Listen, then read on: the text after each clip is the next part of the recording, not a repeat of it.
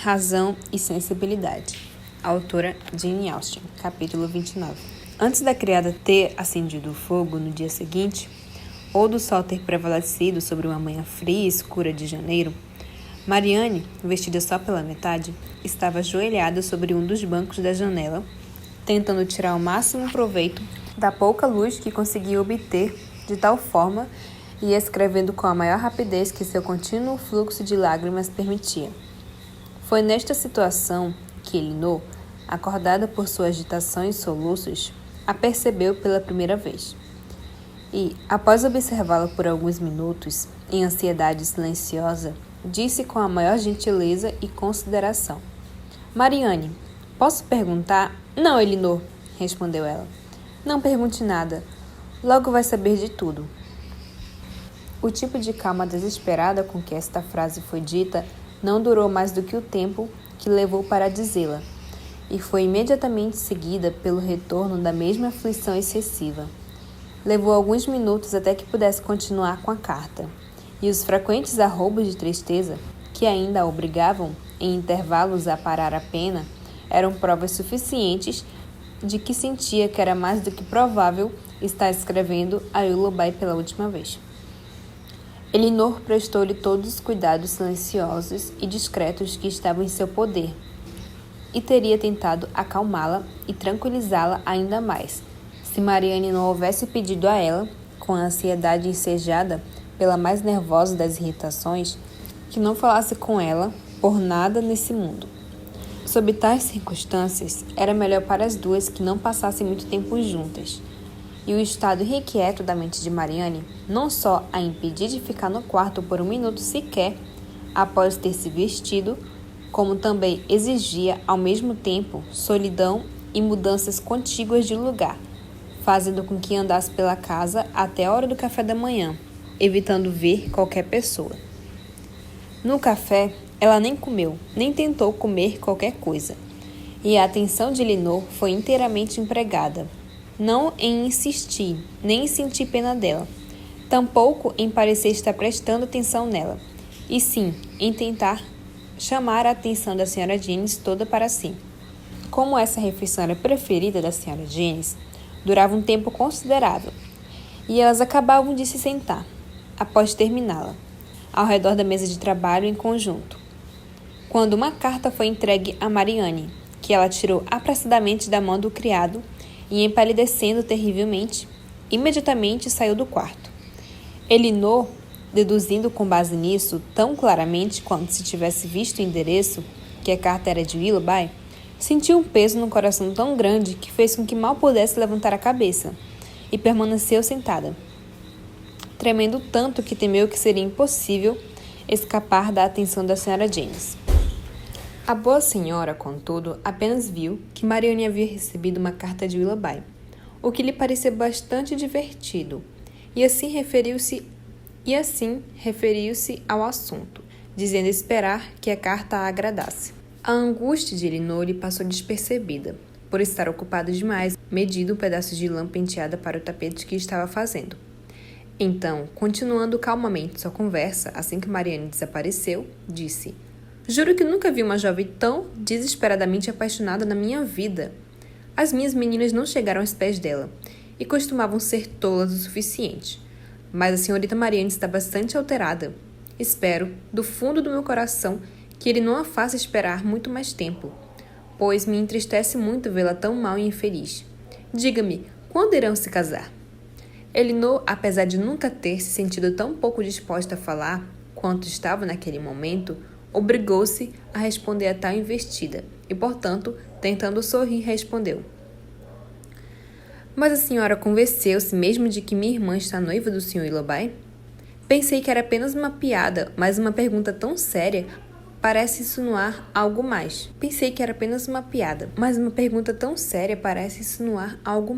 Devo pedir, portanto, que não se engane mais. Asseguro-lhe que nada me surpreenderia mais do que ouvir que vão se casar." "Que vergonha, Sr. Dashwood! Como pode falar assim? Não sabemos todos que eles têm que estar noivos? Que se apaixonaram perdidamente no momento em que se conheceram? Não os vi juntos em Devonshire todos os dias e o dia todo, E não sei por que sua irmã veio para a capital comigo de propósito. Para comprar seu enxoval? Vamos, não faça isso. Por ser tão astuta, pensa que ninguém mais percebe nada, mas isso não é verdade. Asseguro-lhe, pois a cidade inteira já está sabendo há muito tempo. Falo para todo mundo sobre o assunto, e Charlotte também. Realmente, senhora, disse Elinor bastante séria, está enganada. Está fazendo algo cruel ao espalhar história, pois a cidade inteira já está sabendo há muito tempo. Falo para todo mundo sobre o assunto, e Charlotte também. Realmente, senhora, disse Elinor bastante séria, está enganada. Está fazendo algo cruel ao espalhar a história, e descobrirá que sim, apesar de não acreditar em mim neste momento. A senhora Jennings riu novamente, mas Elinor não teve ânimo para dizer mais nada, e ansiosa por saber o que Willoughby havia escrito, apressou-se em direção ao quarto. Lá, ao abrir a porta, viu Marianne estirada sobre a cama, quase engasgada pela tristeza, com uma carta na mão, e 2 ou 3 outras ao seu lado. Elinor aproximou-se, mas sem dizer uma palavra, e sentando-se na cama pegou sua mão, beijou-a afetuosamente várias vezes e então deixou-se dominar por um arrobo de choro, que em um primeiro momento era tão violento quanto o de Marianne.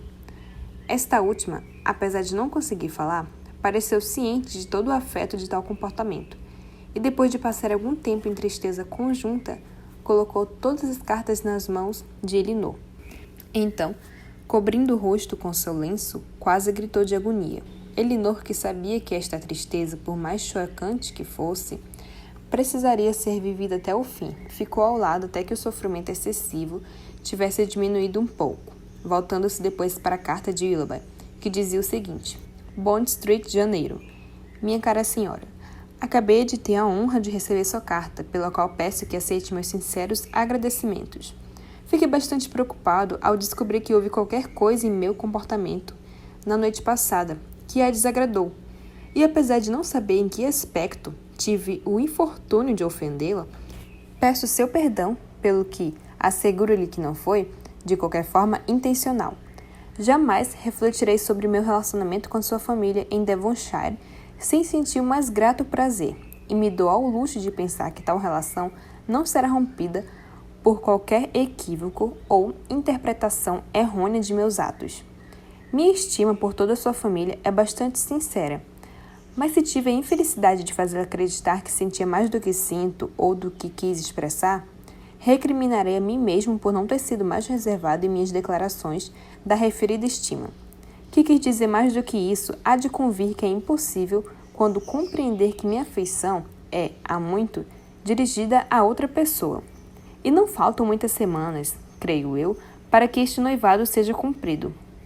É com muita tristeza que obedeço suas ordens de devolver as cartas com as quais me honrou, e a mecha de cabelo com que me presenteou tão gentilmente.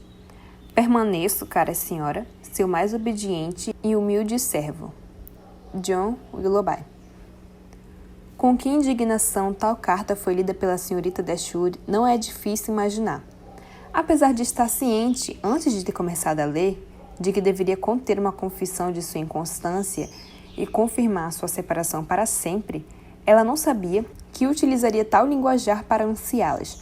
Tampouco poderia ter suposto que Willoughby seria capaz de abandonar de tal maneira a aparência de honradez e delicadeza, tão longe do costumeiro decoro de um cavalheiro, a ponto de enviar uma carta tão imprudentemente cruel. Uma carta que, ao invés de trazer com seu desejo de ser perdoado algumas declarações de arrependimento, não reconheceu qualquer violação de confiança, negou qualquer afeto particular. Uma carta em que todas as linhas eram um insulto e que proclamava que seu escritor estava imerso em maldade. Pausou com a carta na mão por algum tempo, em espanto indignado. Então, leu ela repetidas vezes, mas cada leitura só serviu para aumentar sua ojeriza do homem, e seus sentimentos em relação a ele se tornaram tão amargos que não ousou falar nada, com medo de magoar Marianne ainda mais, tratando seu término não como uma perda, e sim como uma chance de escapar do pior e mais irremediável dos males. A união vitalícia com um homem sem princípios, um livramento dos mais verdadeiros, uma bênção das mais importantes.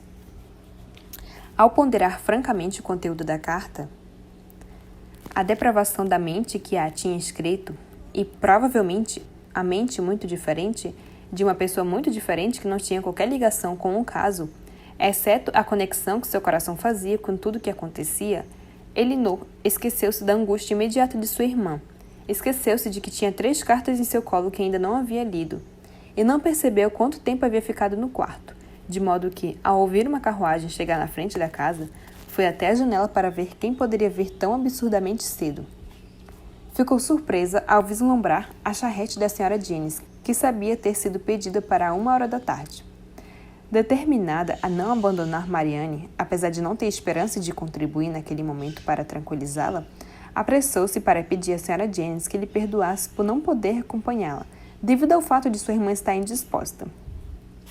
A Sra. Jennings, com uma preocupação bem-humorada pela causa da ausência de Elinor, aceitou suas desculpas prontamente, e esta última, após despedir-se da primeira, voltou a Marianne, quem encontrou tentando levantar-se da cama. Alcançou-a a tempo de impedir que caísse no chão, fraca e zonza por falta de descanso e alimentação adequados, pois fazia muitos dias que não tinha apetite e muitas noites que não dormia direito.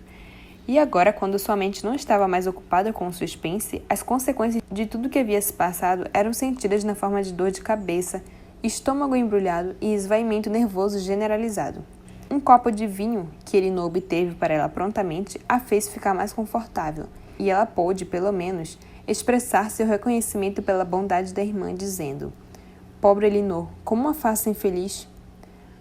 "Só gostaria", respondeu sua irmã, "de haver algo que eu pudesse fazer com que trouxesse conforto para você." Isto, como qualquer outra coisa teria sido, foi demais para Marianne, que apenas conseguiu exclamar na agonia de seu coração: "Oh, Elinor, estou tão infeliz!" antes que sua voz perdeu-se inteiramente entre soluços. "Estou tão infeliz." Elinor não pode mais testemunhar tal enxurrada de tristeza incontida em silêncio. "Faça um esforço, querida", exclamou ela. "Se não quiser acabar consigo mesmo e com todos os que te amam, pense em sua mãe, pense na tristeza dela enquanto você sofre. Pelo bem dela, deve se esforçar." Não consigo, chorou Marianne. Deixe-me, se te aborreço. Deixe-me, odeie-me, esqueça-me, mas não me torture deste jeito. Oh, como é fácil para aqueles que não estão tristes falar sobre controlar-se. Feliz Elinor, você não faz ideia de como sofro." "Você chama a mim de feliz, Marianne?" "Ah, se soubesse. Como pode acreditar que sou feliz enquanto te vejo tão arrasada?" Perdão, disse ela, jogando os braços ao redor do pescoço da irmã. "Sei que sente por mim, sei que coração você tem. Mas ainda assim você é. Deve ser feliz. Edward te ama. O que poderia desfazer tal alegria?" Muitas circunstâncias", disse Elinor solenemente. Não, exclamou Marianne freneticamente. "Ele te ama e só você. Você não pode estar infeliz." "Não consigo me alegrar enquanto te vejo neste estado." "Pois nunca me verá de outro jeito. Minha infelicidade é tal que nada jamais a dissipará." "Não deve falar desse jeito, Marianne. Não tem qualquer conforto, amigos? Sua perda é tamanha que não dará abertura para qualquer consolo? Por mais que sofra agora, pense no que poderia ter sofrido se a descoberta do caráter dele tivesse ocorrido mais tarde. Se o noivado entre vocês tivesse durado meses e meses, como poderia ter? Antes de ele decidir pôr um fim em tudo. Cada dia adicional de confiança infeliz de sua parte teria feito o baque ser muito pior." "Noivado!" exclamou Marianne. "Não houve nenhum noivado." "Nenhum noivado?" "Não, ele não é tão imprestável quanto acredita. Ele não quebrou nenhuma promessa para comigo." "Mas disse que te amava." "Sim." "Não, nunca de forma absoluta. Ficou implícito a cada dia, mas nunca foi abertamente declarado. Algumas vezes pensei que havia sido, mas nunca foi. E ainda assim escreveu para ele. Sim, seria errado depois de tudo que se passou, mas não consigo falar sobre isso." Elinor não disse mais nada, e voltando-se novamente para as 3 cartas, que agora excitavam muito mais curiosidade do que antes, correu imediatamente o olhar sobre o conteúdo de todas. A primeira, que era que a sua irmã havia enviado a ele ao chegarem na capital, dizia o seguinte: Berkeley Street, janeiro. Como ficará surpreso, Willoughby, ao receber esta carta? E penso que sentirá algo mais do que surpresa, ao saber que estou na capital. Uma oportunidade de vir aqui, apesar de ser, como a Sra. Jennings, Foi uma tentação que não podemos resistir. Espero que receba esta missiva a tempo de vir até aqui esta noite, mas não contarei com isso. De qualquer forma, esperarei sua visita amanhã. Por ora, adeus. M.D. Seu segundo bilhete, que havia sido escrito na manhã seguinte ao baile dos Middleton, continha as seguintes palavras: Não tenho palavras para expressar minha decepção por não estar em casa quando fui até lá ontem. Tampouco minha surpresa por não ter recebido qualquer resposta ao bilhete que enviei há mais de uma semana. Tenho esperado notícias suas e ainda mais uma visita, a cada hora de cada dia. Rogo-lhe que faça uma nova visita assim que possível e explique o motivo de minha espera em vão até o momento. Será melhor que venha mais cedo da próxima vez, pois geralmente saímos antes de 1 hora. Ontem à noite fomos até a casa de Lady Middleton, onde houve um baile. Me foi dito que você havia sido convidado, mas como isso é possível? Você deve ter mudado bastante desde que nos despedimos, se for este o caso, por não ter comparecido. Mas não suporei que isto seja possível, e espero que me assegure logo, pessoalmente, que não foi nada do tipo. M.D. O conteúdo de seu último bilhete para ele era este: O que devo imaginar, Willoughby? Com base em seu comportamento na noite passada, novamente, exijo uma explicação sobre isso. Estava preparada para encontrá-lo com o prazer que nossa separação naturalmente produziu, com a familiaridade que nossa intimidade em Berton me parecia justificar. Fiquei enojada de verdade. Passei uma noite horrível, tentando encontrar desculpas para uma conduta que mal pode ser chamada de algo menos que insultuosa. Mas apesar de ainda não ter sido capaz de encontrar uma desculpa para seu comportamento, estou perfeitamente pronta para ouvir sua justificativa. Talvez você tenha sido mal informado ou propositalmente enganado quanto a algo que me diz respeito, que pode ter manchado sua opinião sobre mim. Diga-me o que é e explique o motivo para ter agido da forma como agiu, e ficarei satisfeita por poder satisfazê-lo. Me deixarei muito feliz de ter que pensar mal de você, mas se tiver que pensar, se for descobrir que você não é o que pensamos de você até agora, que sua afeição por nós todas não era sincera, que seu comportamento para comigo tinha o objetivo de enganar-me, me conte assim que possível. Meus sentimentos estão neste momento em um estado de terrível indecisão. Quero absolvê-lo, mas certamente o que quer que aconteça será mais difícil do que o que eu estou sofrendo agora. Se seus sentimentos não são mais do que eram, devolva meus bilhetes e a mecha de meu cabelo, que estão sob sua posse. M.D. Que tais cartas, tão cheias de afeto e confiança, foram respondidas daquela maneira, Elinor não conseguiria acreditar, pelo bem de Willoughby. Mas sua reprovação dele não a cegava para a impropriedade de terem sido escritas, para começo de conversa, e ela estava se afligindo silenciosamente com a imprudência que havia dado origem a tais provas indesejadas de ternura, não justificadas por nada que as precedeu, e muito severamente condenadas pelo evento, quando Marianne, tendo percebido que ela havia terminado de lê-las, observou que não continham nada que outras pessoas não teriam escrito na mesma situação. Me considerava, acrescentou ela, tão solenemente noiva dele, como se a avença jurídica mais rigorosa houvesse nos unido. Acredito que sim, disse Elinor, mas infelizmente ele não sentiu o mesmo. Ele sentiu mesmo sim, Elinor. Por semanas e semanas ele sentiu. Eu sei que sim. O que quer que o tenha feito mudar, e nada além do artifício mais cruel contra mim poderia ter feito isso, eu já fui tão cara para ele quanto minha própria alma poderia desejar. Esta mecha de cabelo, da qual ele abriu mão tão facilmente, me foi implorada com as súplicas mais francas. Se você tivesse visto seu olhar, seus modos, se tivesse ouvido sua voz naquele momento. Já se esqueceu da última noite que passamos juntos em Berton? A manhã em que nos despedimos também? Quando ele me disse que poderiam passar-se semanas antes que pudéssemos nos ver novamente. A aflição dele. Como poderei esquecer da aflição dele? Por alguns momentos ela não conseguiu dizer mais nada, mas quando esta emoção havia passado, acrescentou em um tom mais firme. Elinor, fui tratada extremamente mal, mas não por Willoughby. Minha querida, por quem, se não por ele?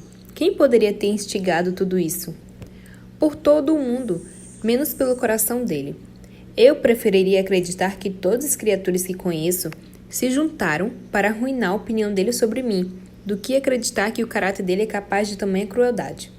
Esta mulher sobre quem ele escreveu, quem quer que seja ela, ou qualquer outra pessoa que não você, querida, a mamãe e Edward, pode ter sido bárbaro o suficiente para me difamar.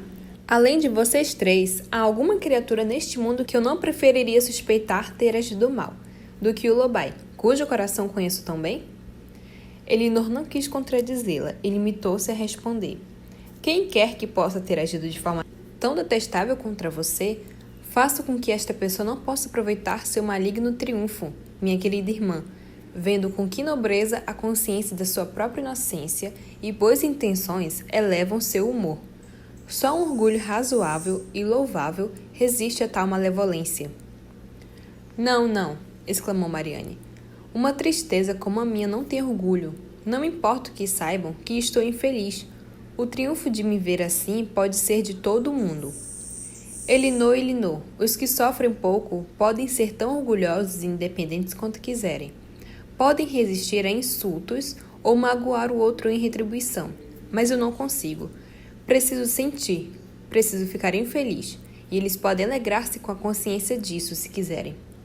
Mas pelo bem de nossa mãe e de mim mesma, eu farei mais do que faço por mim mesma. Mas aparentar felicidade quando estou tão deprimida, quem me impediria isso? Novamente ficaram em silêncio. Elinor ocupou-se andando, pensativa, da lareira até a janela, da janela até a lareira, sem saber se aquecia em uma ou discernia objetos através da outra. E Marianne, sentada ao pé da cama, com a cabeça encostada em um de seus postes, pegou novamente a carta de Willoughby e exclamou, após chorar, a ler cada frase. É demais. Willoughby, escreveu mesmo isto? Cruel, cruel. Nada pode absolvê-lo. Elinor, nada pode. O que quer que ele possa ter ouvido contra mim?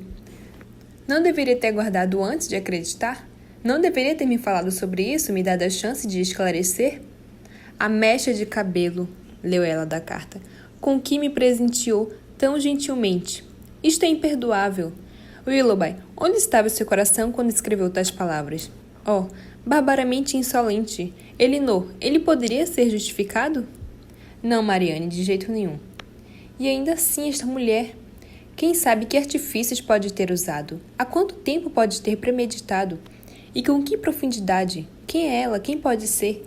Sobre quem eu ouvi falar, dentre suas conhecidas, que fosse jovem e atraente? Ninguém. Ele não falou sobre mais ninguém comigo a não ser eu mesma. Outra pausa ocorreu. Marianne estava bastante agitada e encerrou o silêncio dizendo: Elinor, preciso ir para casa. Preciso ir e confortar a mamãe. Não podemos partir amanhã? Amanhã, Marianne. Sim, porque deveria ficar aqui. Vim só por Willoughby. E agora, quem se importa comigo? Quem tem consideração para comigo? Seria impossível irmos amanhã. Não devemos só cortesia à senhora Jennings. E a mais básica das cortesias impediria uma partida tão apressada quanto esta. Bem, então, dentro de 1 ou 2 dias, talvez. Mas eu não posso ficar aqui por muito tempo. Não conseguirei aguentar as perguntas e observações de todas essas pessoas. Os Middleton e os Palmer, como suportarei a pena deles? A pena de uma mulher como Lady Middleton. O que ele diria sobre isso? Elinor a aconselhou a deitar-se novamente. E por um momento ela o fez. Mas nenhuma posição a deixava confortável. E em irrequieto sofrimento de mente e corpo mexia-se de um lado para o outro. Até que, ficando cada vez mais histérica, sua irmã mal podia mantê-la na cama, e chegou a cogitar pedir auxílio. Algumas gotas de lavanda, contudo, que finalmente foi convencida a tomar, surtiram efeito, e daquele momento até a volta da senhora Jennings, ela permaneceu na cama, quieta e imóvel. Capítulo 30. A senhora Jennings foi imediatamente ao quarto delas quando retornou, e sem esperar a resposta a seu pedido para entrar, abriu a porta e adentrou com uma expressão de verdadeira preocupação. Como está, minha querida? Disse ela, em tom de grande compaixão para Marianne, que virou o rosto sem tentar responder. Como está ela, senhorita Dashwood? Pobrezinha! Parece estar bastante mal. Não me surpreendo, mas sim, é bem verdade. Ele se casará muito em breve, um imprestável. Não tenho paciência com ele. A senhora Taylor me contou sobre tudo isso há meia hora. E ouviu de uma amiga íntima da própria senhorita Grey. Se não, tenho certeza que eu não teria acreditado. e mesmo assim estava prestes a desmaiar. Bem, disse eu, tudo o que posso dizer é que, se for verdade, ele tratou uma jovem dama, conhecida minha, extremamente mal, e desejo do fundo do coração que sua esposa o apoquente o resto da vida. É o que sempre direi, minha querida, pode confiar. Não aceita que os homens se comportem desta forma. E se algum dia o vir novamente, dar-lhe-ei uma bronca do tipo que nunca levou na vida. Mas há um conforto, minha querida senhorita Mariane. Ele não é o único jovem no mundo que vale a pena, e com seu lindo rosto nunca ficará sem admiradores. Bem, pobrezinha, não a perturbarei mais, pois é melhor que ela chore tudo de uma vez. Felizmente, as famílias Perry e Sanderson estão vindo hoje à noite, sabe? E a divertirão. Foi-se então, andando nas pontas dos pés, como se achasse que a aflição de sua jovem amiga piorasse com barulho. Mariane, para surpresa da irmã, decidiu-se a jantar com elas. Elinor até mesmo a aconselhou não fazê-lo, mas não. Ela gostaria de ir, conseguiria aguentar muito bem, e o rebuliço em relação a ela seria menor. Elinor, contente por sua irmã ter se controlado, por um tempo com tal objetivo, apesar de mal poder acreditar que ela aguentaria o jantar inteiro, não disse mais nada. E ajustando seu vestido para ela, o melhor que pude, enquanto Mariane permanecia na cama, estava pronta a acompanhá-la até a sala de jantar, assim que fossem chamadas. Durante o jantar, apesar de estar com uma aparência de infelicidade extrema, comeu mais e estava mais calma do que sua irmã esperara. Se houvesse tentado falar, ou tomado ciência de metade das atenções bem-intencionadas, porém refletidas, da senhora Jeanes para com ela, tão calma não poderia ter sido mantida. Porém, nenhuma sílaba escapou de seus lábios, e a abstração de seus pensamentos permitiram que permanecesse ignorante de tudo que se passava à sua frente. Elinor, que reconhecia a bondade da senhora Jeanes, apesar de suas efusões costumarem ser angustiantes e às vezes ridículas, correspondeu e retribuiu as cortesias que sua irmã não podia corresponder ou retribuir por si mesma. Sua boa amiga viu que Mariane estava infeliz e sentiu que deveria fazer tudo o que pudesse para fazer com que ficasse menos. Tratou-a, portanto, com todo o carinho indulgente de uma mãe pela filha preferida no último dia das férias. Mariane tinha que ter o melhor lugar perto do fogo, tinha que ser encorajada a comer todas as guloseimas da casa e ser distraída com os relatos de todas as notícias do dia. Se Elinor não houvesse visto no semblante triste da irmã uma restrição de toda a jovialidade, poderia ter se divertido com as tentativas da senhora Jeanes de curar uma decepção amorosa com uma variedade de doces e azeitonas e uma boa lareira. Contudo, assim que Mariane tomou consciência do que estava ocorrendo, devido à repetição de tudo, não pôde ficar mais no cômodo. Com uma apressada exclamação de tristeza e um sinal para que a irmã não a seguisse, levantou-se imediatamente e correu para fora da sala. Pobrezinha, bradou a senhora Jeanes, assim que Mariane saiu. Como me entristece vê-la assim, e repare que ela saiu sem terminar o vinho. E as cerejas também, senhor. Nada parece ajudá-la. Tenho certeza que se soubesse de qualquer coisa que ela gostaria, mandaria buscar em qualquer lugar da cidade. Bem, é a coisa mais estranha para mim, um homem tratar tão mal uma garota tão bonita. Mas quando há bastante dinheiro de um lado e quase nenhum do outro, Deus que nos ajude. Eles não ligam mais para outras coisas. Esta dama, então, senhorita Grey, creio tê-la ouvido chamar, é muito rica? 50.000 libras, minha cara, já a viu? Uma garota esperta e elegante, dizem, mas não bonita. Lembro-me bem de sua tia, Biddy Henshaway. Se casou com um homem muito rico, mas a família toda é rica. 50.000 libras. E pelo que dizem, vão chegar em muito boa hora. Pois fiquei sabendo que ele está falido. Não me surpreende. Pavoneando-se com suas carruagens e caçadores.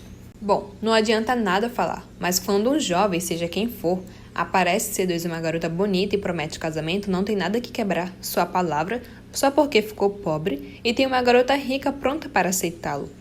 Porque neste caso ele não vende seus cavalos, põe a casa para alugar, demite os criados e faz uma mudança completa imediatamente? Te garanto que a senhorita Mariane estaria disposta a esperar até que tudo se resolvesse. Mas isso não é o suficiente hoje em dia. Os jovens de hoje não abrem mão de nenhum prazer. A senhora sabe que tipo de garota é a senhorita Grey? Dizem que é simpática. Nunca ouvi falar mal dela. Na verdade, quase nunca ouvi alguém mencioná-la. Exceto que a senhora Taylor disse hoje de manhã que um dia a senhorita Walker insinuou para ela que acreditava que o senhor e a senhora Ellison gostariam que a senhorita Grace casasse, pois ela e a senhora Ellison nunca concordaram. E quem são os Ellison? Os tutores dela, minha cara. Mas agora ela é maior de idade e pode escolher por si própria. E que bela escolha ela fez. E agora? Disse ela após uma pausa. Sua pobre irmã foi para o quarto, suponho que para chorar sozinha. Não há nada que se possa obter para confortá-la? Pobrezinha, parece tão cruel deixá-la sozinha. Bem, de vez em quando teremos a visita de alguns amigos, o que a animará um pouquinho. O que devemos jogar? Ela detesta o whist, eu sei. Mas não gosta de nenhum jogo de cartas? Minha cara senhora, sua gentileza é desnecessária. Marianne, ouso dizer, não sairá do quarto novamente esta noite. A convencerei, se conseguir, a ir para a cama cedo, pois tenho certeza que precisa descansar. Sim, creio que será melhor para ela. Que ela decida o que quer cear e vá para a cama. Senhor, não me admira ela ter com uma aparência tão ruim e desanimada nestas últimas semanas, pois suponho que esta história tenha ocupado somente durante todo este tempo. E então a carta que chegou hoje terminou tudo. Pobrezinha. Claro que se eu fizesse ideia, não teria brincado com o assunto de jeito algum. Mas sabe, quem poderia ter adivinhado? Eu tinha certeza que era somente uma carta de amor usual, e os jovens gostam que façam piadas com ele sobre isso. Senhor, como Sir John e minhas filhas vão ficar preocupados quando ouvirem? Se estivesse pensando direito, poderia ter passado na casa deles em Conduit Street, a caminho de casa, e contado a eles sobre isso. Mas os verei amanhã. Será desnecessário, tenho certeza, que a senhora avise a senhora Palmer e Sir John para que nunca mencionem o Sr. Willoughby ou faça a menor alusão ao que aconteceu na frente de minha irmã. O bom caráter dele certamente os fará perceber a verdadeira crueldade que seria parecerem saber qualquer coisa sobre essa história, na presença dela. E quanto menos puder ser dito para mim sobre este assunto, mais meus sentimentos serão palpados, como a senhora, minha cara, deve certamente perceber. Oh, meu Deus, sim, claro, percebo sim. Deve ser terrível para você ouvir falar sobre o assunto. Quanto à sua irmã, não diria uma palavra a ela, por nada neste mundo. Viu que não disse durante todo o jantar. Tampouco diria a Sir John ou minhas filhas, pois são todos muito atenciosos e ponderados. Especialmente se eu desse uma dica, o que certamente farei. De minha parte, acho que quanto menos se falar sobre essas coisas, melhor. Mais rápido, tudo acaba e é esquecido. E do que adianta falar, não é? Neste caso, falar só causa mal. Mais ainda, talvez, do que em muitos casos semelhantes, pois este esteve sob circunstâncias que, pelo bem de todos os envolvidos, não seria conveniente que viessem a público. Devo ser justa com o Sr. Willoughby, pelo menos neste ponto. Ele não rompeu nenhum compromisso explícito para com minha irmã. Ora, minha cara, não finge defendê-lo. Nenhum compromisso explícito realmente. Após levá-la para passear por Allenham House inteira, se concentrando nos cômodos em que iriam morar pelo resto das vidas. Elinor, pelo bem de sua irmã, não insistiu no assunto e torceu para que não fosse esperado dela que o fizesse também pelo bem de Willoughby, visto que, apesar de Marianne poder sair bastante prejudicada, ele obteria muito pouca vantagem se ela insistisse na verdade. Após um curto silêncio de ambos os lados, a senhora Jennings, com sua natural hilaridade, explodiu novamente. Bom, minha cara, é verdade que há males que vêm para bem, pois será bom para o Coronel Brandon. Ele ficará com ela, finalmente. Repare no que estou dizendo. Estarão casados antes da metade do verão. Deus, como ele rirá com essa notícia? Espero que passe aqui esta noite. Será, de todas as formas, uma parceria melhor para sua irmã. 2.000 libras por ano, sem dívidas ou desvantagens, exceto a filha ilegítima, é claro. Sim, havia esquecido dela, mas ela pode ser colocada aos cuidados de um tutor, por um pequeno custo. Então, que diferença faz? Delafort é um lugar agradável, posso assegurar. Exatamente o que eu chamo de lugar agradável e antiquado, cheio de confortos e conveniências, bem isolado por cercas de pedra enormes, cobertas pelas melhores árvores frutíferas do país. Nossa, como Charlotte e eu nos empanturramos da única vez que fomos lá. Ainda há um pombal, os lindos tanques de peixes e um canal bem bonito. Em resumo, tudo que se pode desejar. Além disso, fica perto da igreja e só aos 400 metros de distância da estrada principal. Então nunca é entediante, pois basta ir se sentar debaixo da velha pérgola de teixo atrás da casa que conseguirá ver todas as carruagens passando. É um lugar agradável. Tem um açougueiro pertinho do vilarejo e a casa paroquial fica logo ali. Na minha opinião, 1000 vezes mais bonita do que Berton Park, onde eles precisam encomendar carne de um lugar 5 quilômetros de distância e não tem nenhum vizinho mais perto do que sua mãe. Bom, levantarei o ânimo do coronel assim que puder. Uma coisa leva a outra, sabe? Se ao menos conseguíssemos fazer com que ele atire Lobai da cabeça. Sim, se nós conseguirmos fazer isso, senhora, disse Elinor, ficaremos muito bem, com ou sem o coronel Brandon. Então, levantando-se, foi juntar-se a Marianne, que encontrou, como esperava, em seu próprio quarto, debruçada em silenciosa tristeza sobre os restos do fogo na lareira, que tinha sido uma única fonte de luz até a entrada de Elinor. É melhor deixar-me, foi o cumprimento que sua irmã recebeu. Deixarei, disse Elinor, se for para a cama. Mas isso, devido ao momentâneo roubo de sofrimento impaciente, ela primeiro recusou-se a fazer.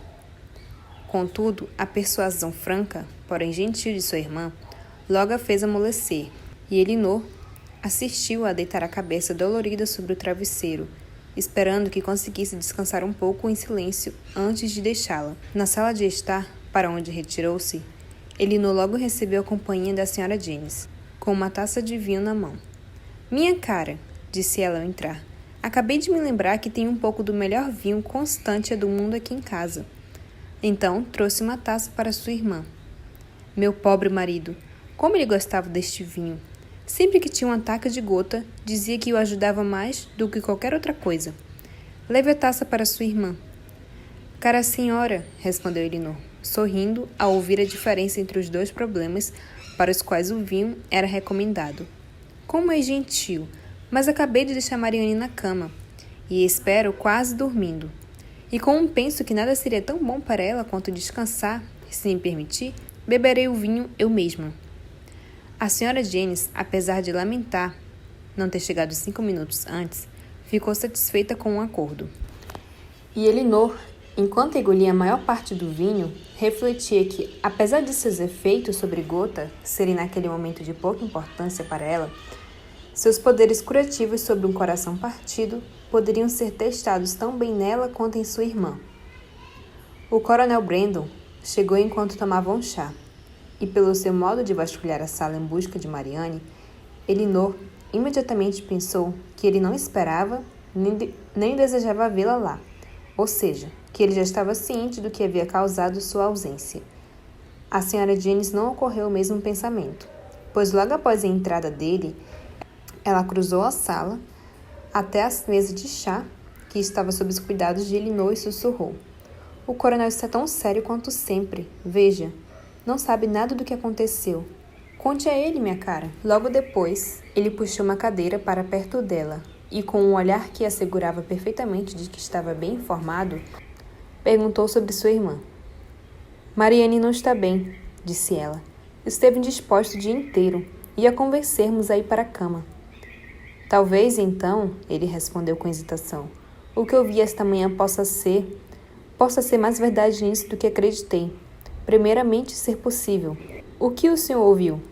Que um cavalheiro que tive motivos para acreditar, em resumo, um homem que eu sabia estar noivo? Mas como posso contar a você? Se já está sabendo, como certamente deve estar, posso ser poupado. O senhor está se referindo, respondeu Elinor, com uma calma forçada, ao casamento do Sr. Lobai com a senhorita Grey. Sim, já sabemos de tudo. Hoje parece ter sido um dia de elucidação geral, pois foi nesta mesma manhã que ficamos sabendo de tudo. O Sr. Lobai é incompreensível. Onde o senhor ouviu sobre isso? Em uma papelaria em Pall Mall, onde tinha assuntos a resolver. 2 damas estavam esperando sua carruagem, e uma delas estava contando à outra sobre a planejada união, em uma voz que tentava tão pouco ser discreta, que era impossível que eu não ouvisse tudo. O nome Lobai, John Willoughby, sendo frequentemente repetido, foi o que primeiro chamou minha atenção, e o que se seguiu foi uma declaração inequívoca de que tudo já estava arranjado para seu casamento com a senhorita Grey.